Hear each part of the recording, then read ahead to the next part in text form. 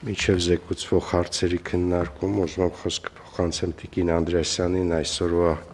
խորհուրդը մեզ պատմի։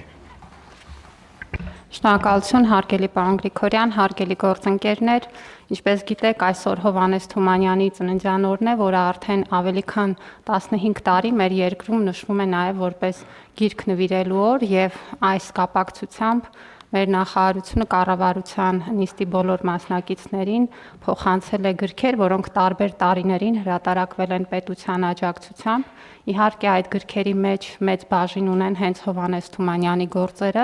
բայց մենք սիրով մեր գործընկերներին ենք փոխանցել նաև ժամանակակից հայ գրողների եւ նաև թարգմանական գրականության նմուշներ։ Հուսով եմ, որ կարդալու ժամանակ կունենանք եւ նաև գուցե միմյանց փոխանցենք մեր կարդացած գրքերը, որովհետեւ սա իսկապես մեր աշխատանքի եւ զարգացման կարեւոր բաղադրիչ է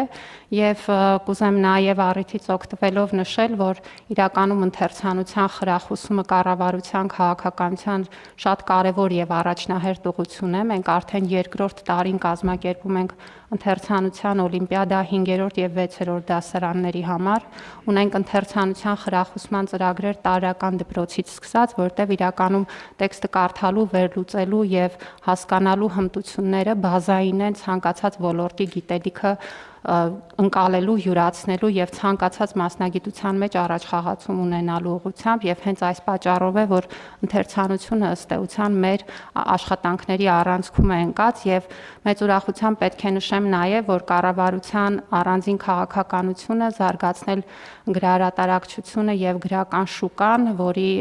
հարթակներից մեկն էլ գրքի Երևանյան միջազգային փառատոնն է, նույնպես հաջողությամբ զարգանում է։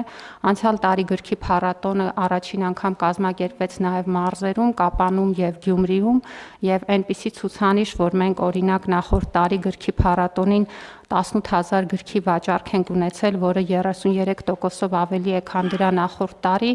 40000 մասնակից, որը 23-ի համեմատ ավելի քան կրկնապատկվել է, ցույց է տալիս, որ ընթերցանության ու գրքի նկատմամբ հետաքրքրությունը մեր երկրում հանրության շրջանում մեծանում է եւ մեր քաղաքականությունը այդ ուղղությամբ պետք է շարունակվի եւ դառնա նաեւ ավելի թիրախային։ Բոլորիս եւս մեկ անգամ շնորհավորում եմ եւ մաղթում եմ հաճելի ընթերցանություն։ Շնորհակալություն։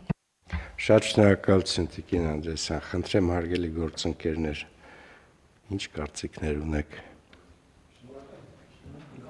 Վստահ եմ, որ պետք է առնվազն շնորհակալություն հայտնենք Տիկին Անդրեասյանին եւ հիշեցման եւ նվերի համար։